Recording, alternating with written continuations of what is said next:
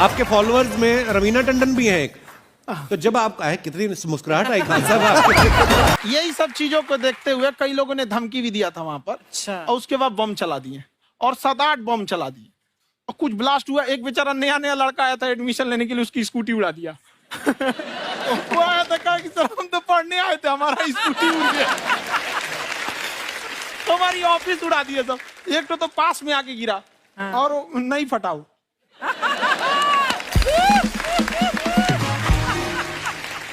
बाद में बहुत सारे लोग धमकियां दिए, लेकिन कहते हैं ना, सूरज कितना भी तेज चमक ले समंदर नहीं सुखा सकता। वाह वाह वाह, क्या बात है। मैम एक्चुअली ये फीस कम करने का एक और रीजन है। 2.5 लाख 3 लाख की जो फीस में सब लोग पढ़ाई एफोर्ड नहीं कर पाते, इसलिए वो कुछ ही लोग एफोर्ड कर पाते हैं, तो उनका मेंटल लेवल तो बहुत ऊपर चला जाता है। लेकिन एक पूरे देश का मेंटल लेवल थोड़ा सा स्टेबल नहीं हो पाता। तो जब फीस कम रहेगी तो हर वो लड़का तैयारी करने के लिए आगे आएगा जिसका सपना है देश के लिए कुछ करने का। सीटें लिमिटेड हैं, उन्हें को मिलेगी, लेकिन जिन्हें नहीं मिलेगी उसे मिलेगा देश का एक जिम्मेदार नागरिक। तो इस देश को बदलना। क्या बात है। हम लोग विश्व गुरु कहे जाते थे, क्यों? क्योंकि दुनिया से लोग हमारे यहाँ पढ़ने आए थे। चाइना से ह्वेनसांग आया, फायान आया, आज कोई नहीं आता है। हम लोग का उद्देश्य एक समय आएगा जो फिर आएंगे यहाँ पढ़ने के लिए। क्या बात है सर। पर आप देखो अर्चना जी, सबसे ज्यादा आईपीएस आईएएस बिहार से निकलते हैं। आप देखो पढ़ाई लिखाई में पॉलिटिशियन बहुत बड़े बड़े निकले हैं, तो ऐसा नहीं है हर जगह ऑप्शन भी नहीं है वहाँ पे, इंडस्ट्री नहीं है, खेती करेगा तो कोई खास वो नहीं रहे, ऑप्शन भी नहीं है। सही बात है। बिहार की मिट्टी में एक चीज है, जिद तो बहुत जबरदस्त है। कुछ भी नहीं रहेगा तो सब कुछ पाने का उसको जिद रहेगा, करके भी दिखा देगा। वहाँ पे कर देंगे हम यहाँ पे। विवेक सर, आपके बारे में हमने सुना एक बार आप संन्यास लेने चले गए थे। कौन वापस लेके आया आपको? फिर कहाँ तक पहुंच गए थे आप?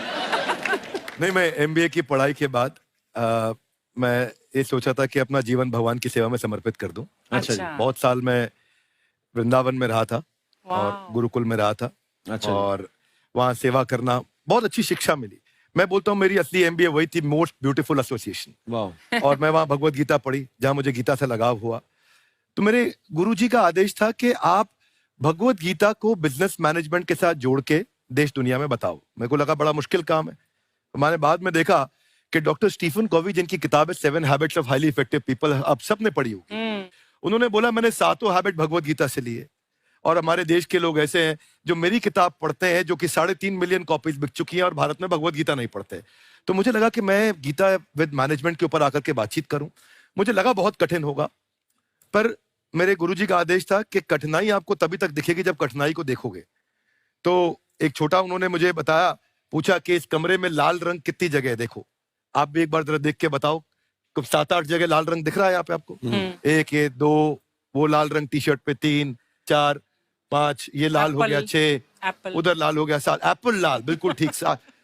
पर जब आप लाल रंग ढूंढ रहे थे तो क्या आपको हरा रंग दिख रहा था? Yes no? नहीं। जब आप लाल रंग ढूंढ रहे थे तो क्या आपको काला रंग दिख रहा था? Yes no? नहीं। नो। जिंदगी भी ऐसी है, जो ढूंढोगे वही मिलेगा, बाकी कुछ नहीं मिलेगा। तो उन्होंने कहा कि आप इसी सोल्यूशन पे फोकस करो और गीता के मैसेज को पहुंचाओ।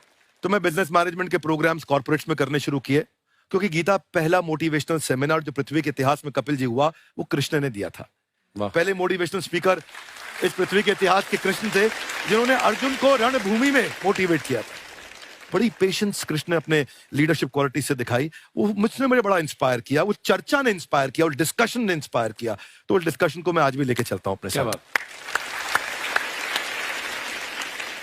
कहाँ सर, हमने सुना है आप 5 स्टार में रुके थे कल, और नीचे जाके वड़ा पाव खाने गए आप रेहड़ी पे। एक्चुअली क्या है ना कि वहां जो चीजें सीखने को मिलती है ना, खाली पेट और खाली जेब इंसान को जो सिखाते हैं वो किसी यूनिवर्सिटी कॉलेज में नहीं सिखाया जाता। और गरीबी बड़ा बेशरम चीज होती है। तो कहते हैं कि मौत भी तू जल्दी आया कर गरीब के घर में। कफन का पैसा भी खर्च होता है दवाइयां खरीदते खरीदते। हाय हाय हाय, क्या बात है। और खान सर की खासियत ये है कि जिसको तो पढ़ना है, जिसको एजुकेशन चाहिए, वो तो इनका वीडियो देखते हैं। लेकिन वैसे भी कई लोग, जैसे अर्चना जी बात करी थी, कहती मैंने जब देखना शुरू किया तो मैंने बैक टू बैक इतने सारे वीडियोस देखे, क्योंकि आपका जो तरीका जो बोलने में, एक तो इनकी जो टोन है पढ़ाने में और साथ साथ में जो ह्यूमर आता रहता है, तो उसकी उसकी वजह से और भी इंटरेस्टिंग हो जाते हैं आपके वीडियो। शुरुआत में हम लोग जब स्टूडेंट लाइफ में थे, या हम कई स्टूडेंट को भी देखते हैं, वो बेचारे जब थक जाते हैं तो आपका शो देखने लगते हैं। तो शुरू में हमको लगता था जब कि अरे यार हमारी पढ़ाई उसके लिए है, लेकिन पढ़ाई में थक जाता है, शो देख के नहीं थक जाता। तो हमने सोचा दोनों को मिक्स कर देते हैं। तो हमने उसको, और आज आपको पता नहीं हमने भी यही किया है। मिक्स करने। हमारे एजुकेशन सिस्टम में दो कमी है, एक एजुकेशन की, दूसरा सिस्टम की। आप पटना से है ना? हाँ। हमें भी पटना पसंद है। बस कोई पटाने वाला चाहिए। नहीं, मजाक नहीं कर रहे हैं। आपका जो चैनल है, हम दिन में 10 बार आपके चैनल को सब्सक्राइब करते हैं। दिन में अरे हाँ, और बेल आइकन तो हम इतने जोर से दबाते हैं कि बाकी यूट्यूब वाले बाहर निकल के देखते हैं कि ये कौन है जिसने इनका चैनल इतना जोर से दबा दिया बेल आइकन। गुड़िया तो शर्म नहीं आती है? आते ही फ्लर्ट शुरू कर दिया ना तूने। तो जाते हुए करते हैं क्या? विवेक जी नमस्ते। आपसे एक काम था छोटा सा, कर देंगे आप? ये क्यों करेंगे? नहीं, गुरुजी हमेशा अपने वीडियो में कहते हैं कि विवेक से काम लो, विवेक से काम लो। विवेक मतलब दिमाग से काम लो आप। हाँ, तो विवेक जी अपने दिमाग से ही काम लेंगे। बहुत दिमाग है उनके पास। ये देखिए, जो आदमी, आपको मैं बताइए, जो आदमी बिना फिल्म किए कपिल शर्मा शो में आ गया, कितना दिमाग होगा उसके पास। लेकिन एक बात है जिसकी वजह से हम आप तीनों से नाराज हैं। क्यों? क्या बात? हर चीज में मोटिवेट मोटिवेट मोटिवेट क्या होता है? सच कह रहा है, जब भी ये शब्द सुनते हैं हमें लगता है कोई हमें चिढ़ा रहा है। मोटिवेट? बदल दीजिए ना, खाली मोटिवेट बोलना ही क्यों जरूरी है? कुछ और कीजिए। रोटी वेट, छोटी वेट, पतली वेट, कुछ भी बोलिए, मोटिवेट हटाइए। तो गुड़िया तू भी एक्सरसाइज किया कर ना, देख डॉक्टर साहब ने कितना वजन कम किया है, तू भी कर ले। ठीक है, फिर मोटिवेट से ही चला लेंगे। लेकिन मोटिवेशन कोई बुरा बात नहीं है। हमारे दादाजी भी वैसे बहुत मोटिवेट करते थे। हाँ, एक बार तो तालाब में डूब रहे थे हमारे दादाजी। हमारे पास रस्सी भी था, ट्यूब भी था, फिर भी हम अपने दादाजी को बचा नहीं पाए। क्यों? क्योंकि हमने उनकी ओर तिनका फेंका ना, वही कहते थे डूबते को तिनका का सहारा काफी। नहीं लगा सहारा, दादाजी बुड़बुड़ बुड़बुड़ बुड़बुड़। गुड़िया तू क्या करने आई इधर? अरे हाँ, हम क्या करने आए हैं एक पूछना था सर, खान सर। ये जो हमारा एक चाचा का लड़का है, उसको क्या है, थोड़ा पढ़ाई में प्रॉब्लम हो रहा है। तो 12वीं का पढ़ाई आप उसको अच्छी तरह करवा के 12वीं पास करवा देंगे आप? करवा देंगे, वेरी गुड, बात कर लेते हैं। हाँ, राम सरोवर, देखो हमारा बात हो गया है। ये 10वीं जो तुमसे नहीं दिया जा रहा है वो नहीं देना है।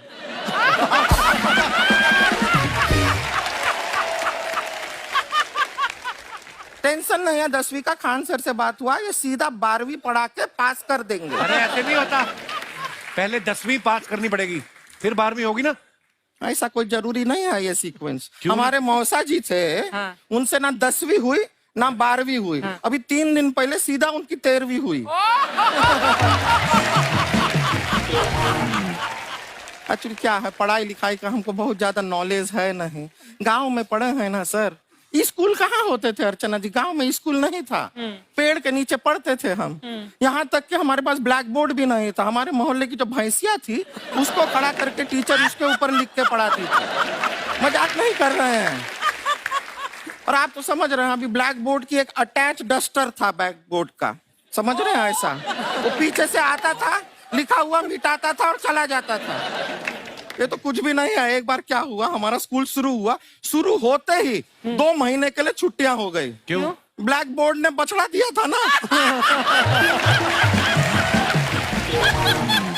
तो वैसे आप लोग ना इतने ज्ञानी हैं, सब कुछ जानते हैं। आपसे एक टेक्निकल सवाल पूछे?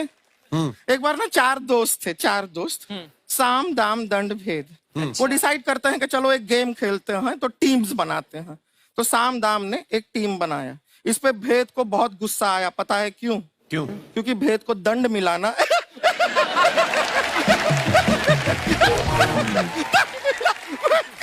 ये सिर्फ हंसती नहीं है सर, थोड़ा सा पेट्रोल पिला दो, स्टार्ट भी हो जाती है। इतना है कि और भी बता दीजिए, जब हम बीमार होते हैं हम डॉक्टर के पास नहीं मैकेनिक के पास जाते हैं, और डिटेल दे दीजिए।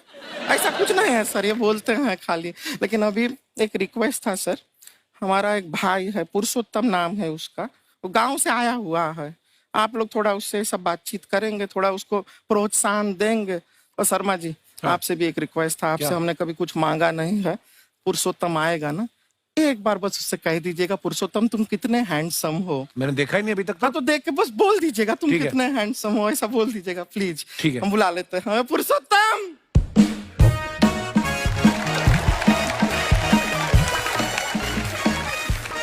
ये पुरुषोत्तम है। वाह, तेरा भाई बड़ा हैंडसम है। है तो हमारे खानदान में सब हैंडसम है, ज्यादा चापलूसी करने का जरूरत नहीं है। देखा हमारा यहाँ पे कितना चलता है। एक नंबर दीदी, एक नंबर। सब लोग हैं, नमस्ते कर दो। ये बड़ा अच्छा लड़का है, गांव में ना भैंस चराता है, इसको थोड़ा मोटिवेट कीजिए ना। नहीं तो मतलब भैंस चराता है तो मोटिवेट करके क्या होगा, शेर चराएगा बाद में। अरे शेर चराएगा तो शेर इसको चर नहीं जाएगा।